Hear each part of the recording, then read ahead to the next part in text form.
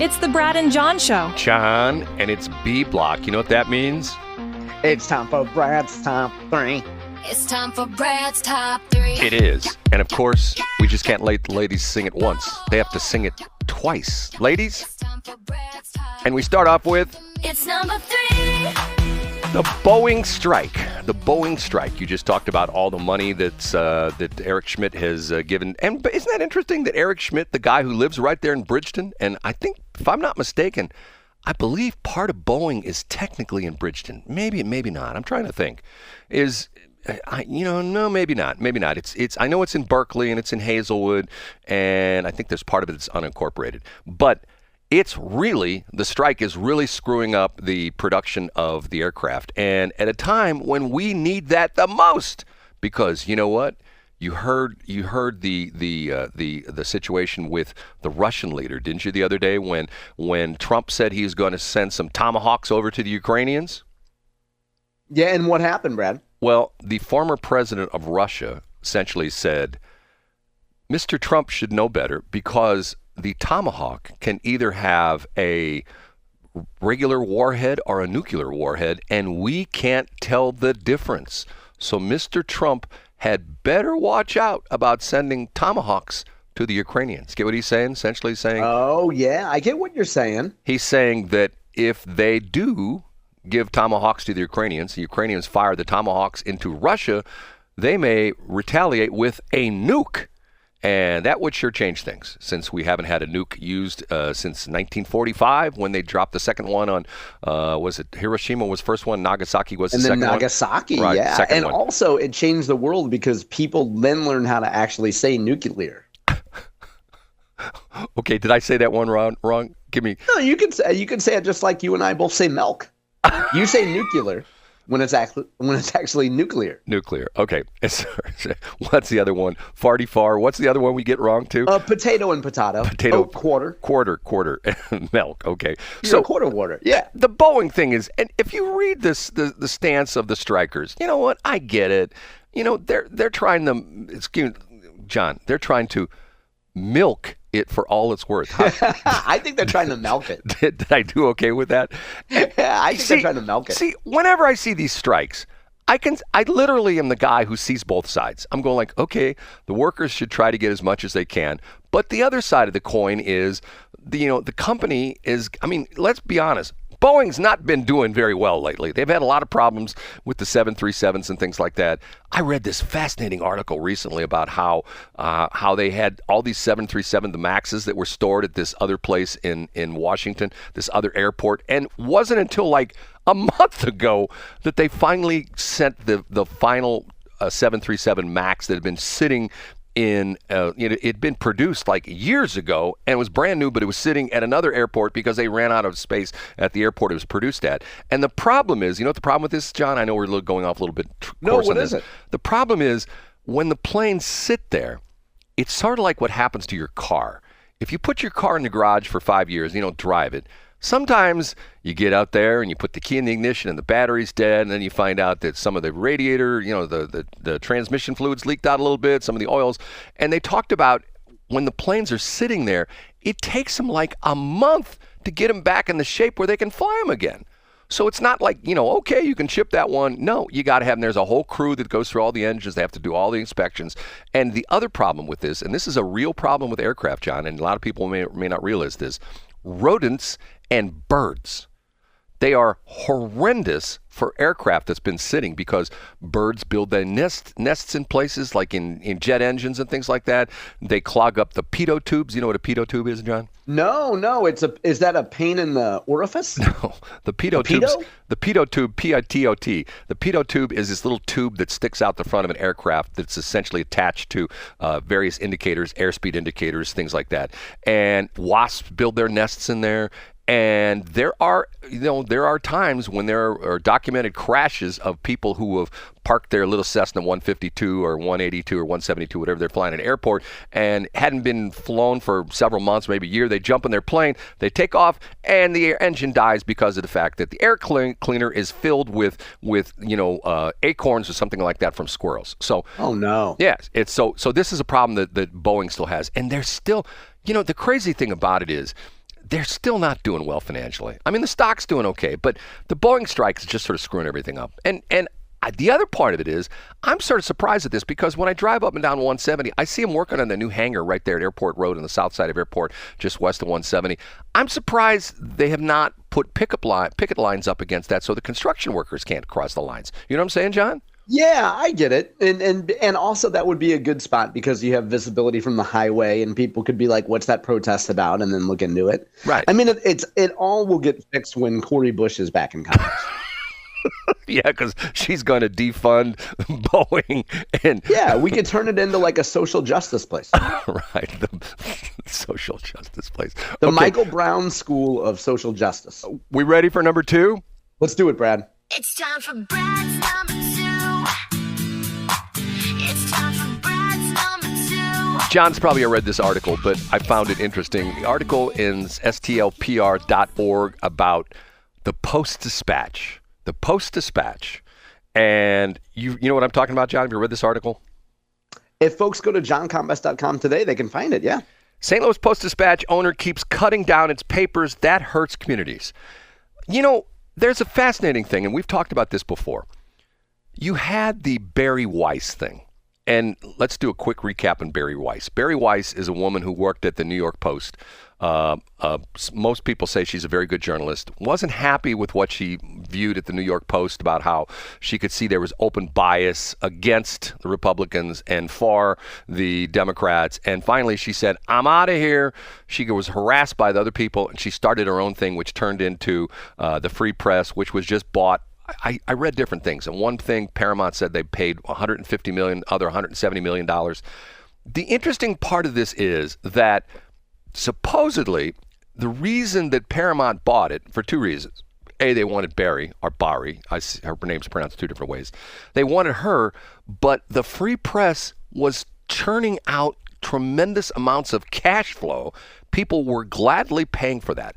Why is it that the Lee people can't figure out how to make the Post-Dispatch and their other papers valuable enough that people will be willing to pay for it? I think it's just because I think one piece, it's never just one thing, but I think one piece is the branding of it. And when you think Post-Dispatch, I think the people that are willing to pay for it would be progressives and old people. And I just think there's not enough of them in the St. Louis metro region of either category that's willing to do the Substack model and pay $10 a month to get it. I mean, I think that's the numbers bear that out. Well, but why is it that Bari Weiss can come along, and maybe because she's got the clean sheet principle, the fact that she started from scratch, she had no perceived bias. There weren't people, that Post-Dispatch, it's full of those commie writers, that kind of stuff. Yeah, exactly. You know, so you think that's pretty much the case? Yeah, and I think of if you came out on either side of a political issue and you said, I hate the right, I'm against the right, we're going to fight the right, or you said the converse, a percentage of people, of hundreds of millions of people, would be willing to give you $10 a month to subscribe to your Substack, and then that's your revenue. But if the content was to the point where, I mean, it's all about, perceived value. If the content was good enough to the point where you go, man, I got to pay for that. But I think the problem is, I mean, I know you scour the Post-Dispatch. You're the guy that sees all these things. Do you detect, and not on the editorial page, obviously, but in the stories, do you detect much of a left-wing bias in many of the stories? Oh, yeah, absolutely. Okay, so you would say it's very apparent that they have a left-wing bias. I think it depends on the topic. So I don't get that when I read a story about municipal government. If I read a piece by Austin Hughley, I don't detect any partisan bias. When I read something from Kurt Erickson in Jeff City, who it is apparent can't stand Mike Kehoe or anybody else with an R behind their name, it's obviously biased. Now, you subscribed to the Free Press, didn't you? No. Okay, you did not, but you've seen a lot of the content they've generated, correct? Yeah, I've read free stuff from them. Yeah, like I'm not going to give them $10 a month because I don't follow or care about national politics, so I'm not going to chip in $10 to them. But did you find that of fairly down the middle kind of reporting on the Free Press? Because that's what they're trying to do. It's hard to say because I think if you're covering COVID cancel culture, then you're probably going to see bias against conservatives, and then I'm going to read that and say, yeah, Barry, you go get them. So you see what I'm saying? Like the bias is as much what topic you're covering. When we poke at St. Louis Public Radio, because every story has to have a handicapped, disabled, transgender in it, if that's the subject that you're writing about, you're probably not going to be very unbiased about it. There's an interesting story that I started to read last night and didn't finish up about. What's the guy's name? John, what's the dude, one of the late night guys? Jon Stewart? No, not Jon Stewart. The guy with the glasses. Anyway, he's doing a hit piece on Bari Weiss. And the article is some reasons to be concerned about CBS's new editor-in-chief. What I find fascinating about this is people are already saying she's right-wing, okay? You know what the thing behind Bari Weiss is? She's getting shot. Yeah, she's a progressive Democrat. And not only that, she's Jewish and she's a lesbian. So now the interesting thing is there are other people saying, okay, the fix is in because we know the Jews control everything, and they just put a Jew in control of the CBS News. I'm going like, okay, give it a rest. You know, I mean, like, it's like, can anybody, I mean, would Jesus Christ be able to come down and be able to run any kind of a news operation? People say, oh, he's biased one way or the other. You know what I'm saying? I don't know, but we're going to go to godsquad.cloud and click on news, and then we're going to see if what people actually are saying about Jesus coming back. Okay, here we go with number one. And now, big finish, Brad's number. I'm not a sports guy, John. And to be quite honest with you, this is how much of a sports guy I am not. If I'm listening to a talk program on one of the stations on 97.1 or whatever, and they start talking sports, I punch the button. I mean, I could care less. Yeah, that makes sense. I'm with you there. But a human interest story. Remember Mike Schildt, the manager of the Cardinals?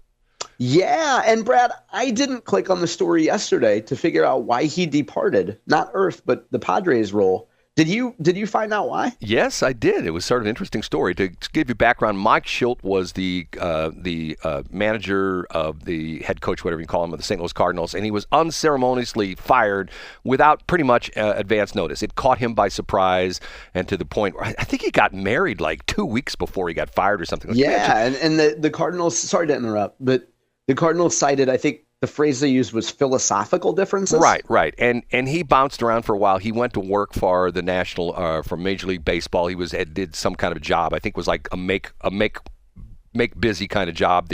They liked him, so they put him in the head office in Major League Baseball. Then he ended up with the San Diego Padres, and for the last 2 years, the Padres have not been a very good team.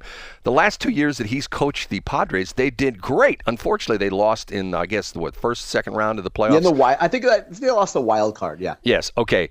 He resigned Saturday, and the letter essentially said, I find a source that printed the letter, he said that although he enjoys baseball, he loves baseball, the seasons have taken a toll on him physically and mentally, and he can no longer continue to be the manager of the San Diego Padres, and he's resigned. As a matter of fact, the crazy part of it was, after his first year, they gave him an extension on a contract all the way to 2027. So he had 2 more years left in his contract, and I think I remember reading the story that he was like in the top 5 or top 10 of salary-wise is in Major League Baseball. So he was making 7 figures, maybe even 8 figures, and he just walked away from it because, in fact, he's like, I can't do it anymore. Now, he might be the kind of guy, he might be like a John Combest kind of guy, that if he was making the big bucks, if for every dollar he saved 95 cents of it, and he lived off, the 5% or something like that, he may have money socked away.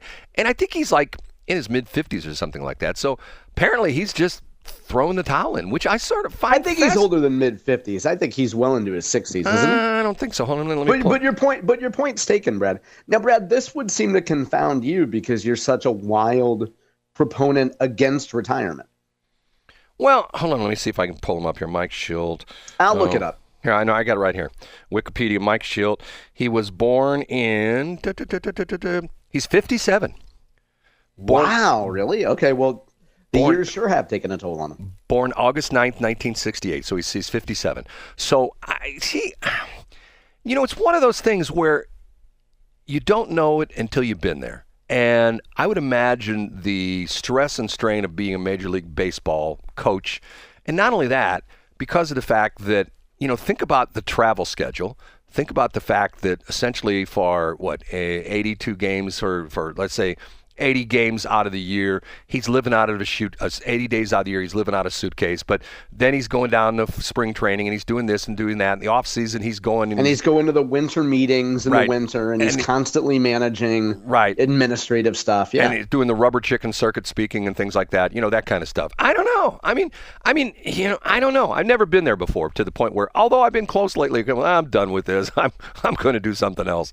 But at this point in time, my other gigs haven't materialized, with the other things I'm doing. But I think it's sad because of the fact that I always liked the guy because he was sort of low key, and he was sort of, to me, he was one of those not flashy kind of guys. But, if you talk to people behind the scenes, they said he was very good with the players. He got them motivated. He got the job done. He was, a detail-oriented dude, which you have to be when you're managing all those different personalities and things like that.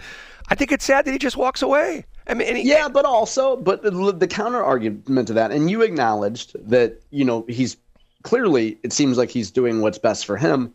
But just think, there's probably a guy 15 years younger than him that has been waiting to be a Major League Baseball player, waiting to be a Major League Baseball manager that will now get his shot. Now, the Padres could hire a veteran manager for sure, but you see what I'm saying? Schildt got his shot with the Cardinals because somebody left. So this could be a great opportunity for a younger guy to come in. I guess. I think it's sort of sad, though. I mean, he's obviously a good manager because he took a team that I think had not been to the playoffs since like 2004, 2005. So, you think we got problems in St. Louis. Imagine not being in the playoffs we're for 20 spoiled. years. And as Scott Fawn would say, if you got a guy that's just a good German guy to come in, run it with efficiency, what more do you want? Right. A red shading sky. But Tony La Russa wasn't German. He was an Italian dude, right? That's true. Okay, we have to take a break.